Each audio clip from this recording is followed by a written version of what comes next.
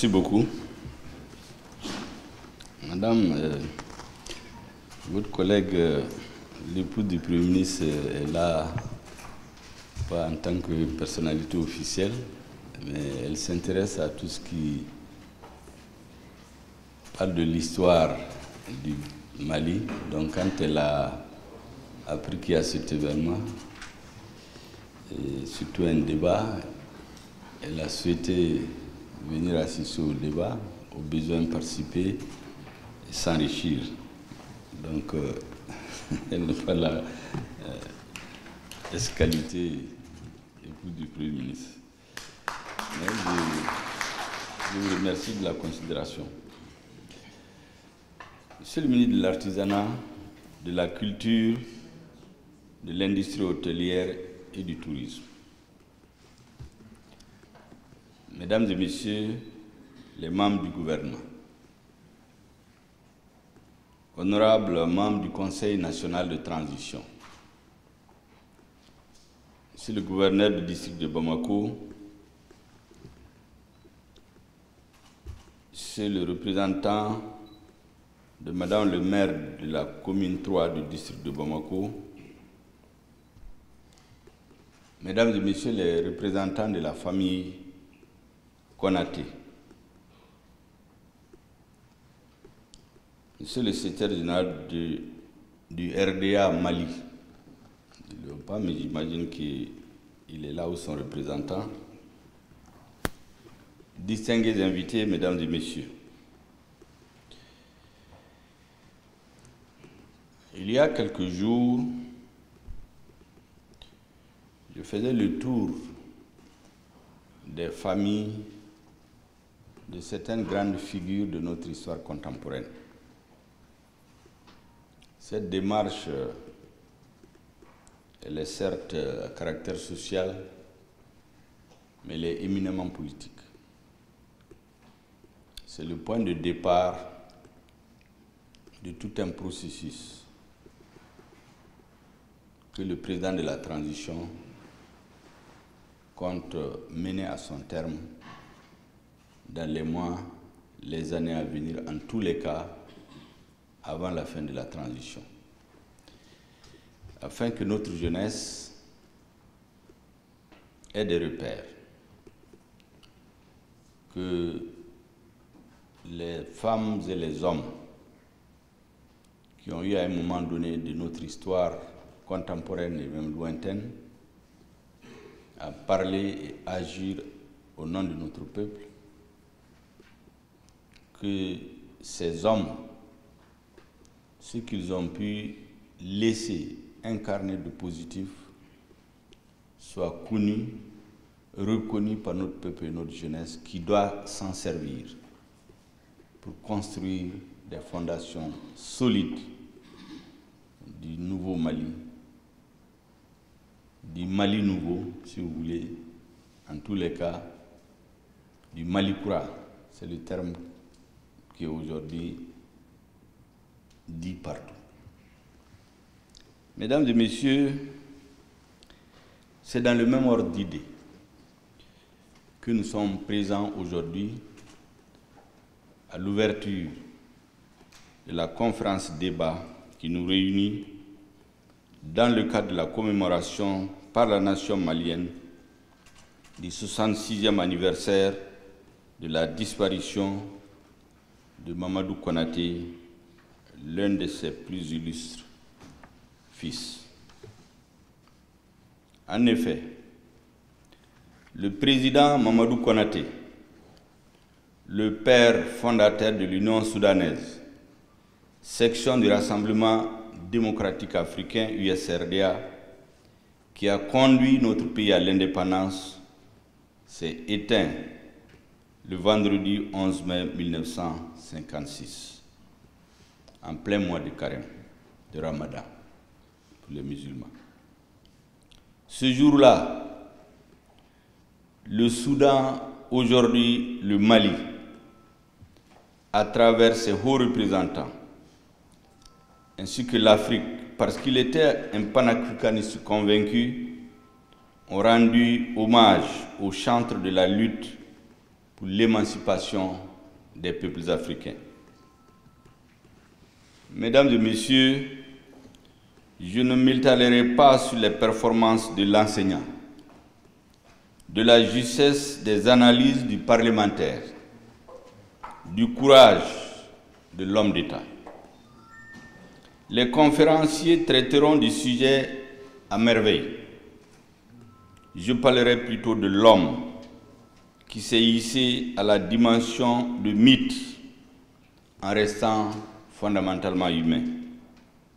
Il a cultivé l'humilité, la générosité, la simplicité, la franchise, l'empathie, toutes qualités qui ont fait de lui un grand rassembleur, ce que ses obsèques ont amplement illustré.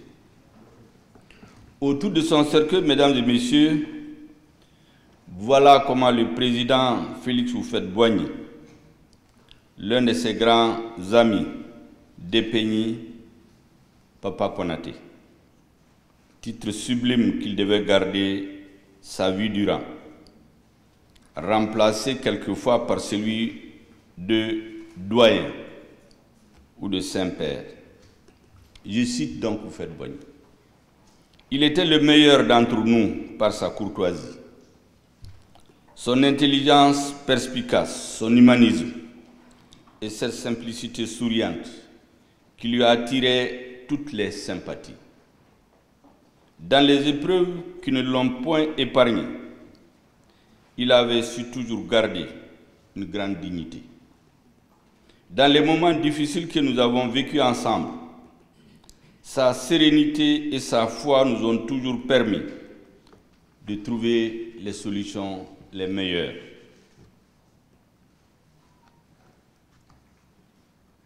Distingués invités, mesdames et messieurs, c'est à l'île de Gorée, en 1918, à l'école normale des instituteurs, qui se situe la première rencontre. Konaté se préparait alors à sortir de l'école major de promotion. Au moment même où Houphouët-Boigny y entrait, il avait alors 13 ans. Surveillant général au même établissement à partir de 1921, Mamadou Konaté allait marquer la vie du jeune Houphouët, non seulement par la qualité de son enseignement, mais encore par la qualité de son calme et sa bonté. À Gorée, poursuit toujours Houphouët, personne ne le jalousait, car personne ne contestait sa valeur. Il avait l'estime et la confiance de ses maîtres, l'amitié et l'affection de ses promotionnaires, le respect et l'admiration de ses cadets. En bref, il était notre fierté. Fin de citation. Il se retrouverait 25 ans plus tard, en octobre 1946, au congrès constitutif du Rassemblement démocratique africain, ici à Bamako. Vice-président du RDA, il créera l'Union soudanaise RDA. L'homme politique continuera à cultiver les mêmes vertus. Alors que la narration de notre histoire politique contemporaine met en exergue les joutes fratricides épiques entre le Parti progressiste soudanais PSP et l'Union soudanaise, Fili Dabo Sissoko, l'adversaire politique de Mamadou Konaté, dans son oraison funèbre, mettra l'accent sur le frère, l'ami et surtout en disant, je cite donc Fili Dabo Sissoko, Mamadou était mon ami. Cette amitié émanait de Mamadou comme l'eau d'une source fraîche et limpide et où les assoiffés peuvent boire à loisir. Mamadou savait se départir de son unique manteau pour les autres. Cet homme faisait honneur à l'homme. Son amitié faisait honneur à l'amitié. Fin de citation. Mesdames et messieurs, en ces temps présents, où l'homme politique est décrédibilisé, où l'action politique est assimilée dans l'opinion à la fourberie, au mensonge, à la corruption, Mamadou Konaté fait figure d'exception et doit servir pour la jeune génération d'exemple à suivre. Selon toujours Houphouët-Boigny, Konaté a laissé les siens dans la grande pauvreté, car il a vécu constamment pauvre, afin de se donner corps et âme au Soudan.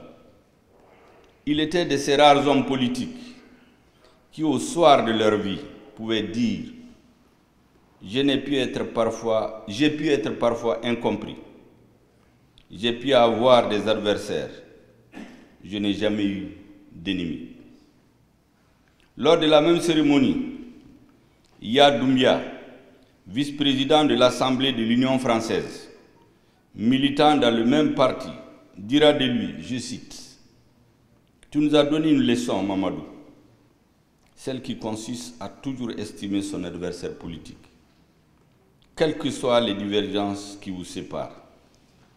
Aucun adversaire politique ne peut dire « Konaté m'a insulté ». Aucun adversaire politique ne peut dire « Konaté m'a fait du mal ». Fin de citation. Mesdames et messieurs, honorables invités, Mamadou Konaté avait toutes les qualités de l'homme d'État, ce dont a témoigné son cadet, le président Modibo Keïta. Je le cite. « Nous l'appelions Saint-Père, alors que certaines personnalités de l'administration l'avaient baptisé le sage de l'Assemblée territoriale, et que d'autres reconnaissaient en lui l'élément modérateur de l'Union soudanaise RDA. C'est pourquoi, pour nous, Konaté n'est pas mort, car les idées et les principes qu'il symbolise sont immortels. » Fin de citation. À la délégation venue s'enquérir de son état de santé et le féliciter pour son élection comme vice-président de l'Assemblée nationale française, il dira « Nous sommes tous appelés à mourir. Ce qui ne meurt pas, c'est le pays. Pensez donc au pays. » Sur la tombe de notre père Mamadou Konaté, comme le rappellent constamment les pionniers, le futur président de la République du Mali, Modibo Keïta, a fait ce serment, je cite, « Nous te faisons le serment de mériter ta confiance. Nous te faisons le serment que la tâche à laquelle tu t'es dévoué sera poursuivie sans relâche et avec succès. » Fin de citation. Mesdames et messieurs, cette flamme allumée et entretenue se doit d'être davantage vivifiée aujourd'hui plus que jamais. Dans le contexte de crise que nous vivons, ces valeurs que le président Konaté incarnait sont toujours d'actualité. Elles nous incitent au sursaut salvateur pour surmonter nos rancœurs et nous retrouver sur l'essentiel. Bâtir le Mali que nous voulons, pour nous et pour les générations futures, un pays où il fait bon vivre. On a coutume de dire et d'entendre que la jeunesse malienne n'a plus de repères. Comment est-ce possible dans un pays qui regorge de grands hommes et de grandes dames, de hauts faits héroïques dont l'évocation suffit pour les générations présentes et futures à se ceindre les reins pour défendre la souveraineté, l'indépendance, la dignité de notre pays? Question. Voilà tout le sens de la refondation, mesdames et messieurs, engagée par la transition, sous la haute autorité du président de la transition, le colonel Assimi Goïta. Elle vise la transformation radicale du Malien et du Mali, du citoyen malien et de l'État malien. Pour ce faire, par-delà les clivages politiques, culturels, identitaires, ethniques, il nous faut agir ensemble dans la même direction afin de renforcer la cohésion de notre nation. Pour le gouvernement de transition que j'ai l'honneur de diriger, pour changer véritablement notre pays, il faut d'abord que nous changions nous-mêmes. Au-delà du sursaut citoyen, il faut un sursaut national. Une union sacrée, comme le dit très souvent le président de la transition, autour du patrimoine commun, nos valeurs communes, notre patrie, le Mali. Mesdames et messieurs, Mamadou Konaté est un patrimoine national. Désormais, des dispositions seront envisagées afin que le jour anniversaire du décès du président Mamadou Konaté soit solennellement commémoré par les hautes autorités du Mali.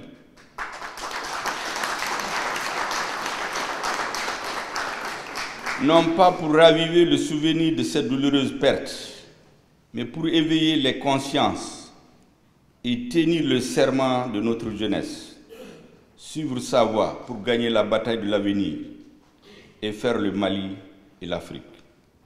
Tel est notre engagement pour la refondation du Mali, pour le triomphe des idéaux des pères fondateurs.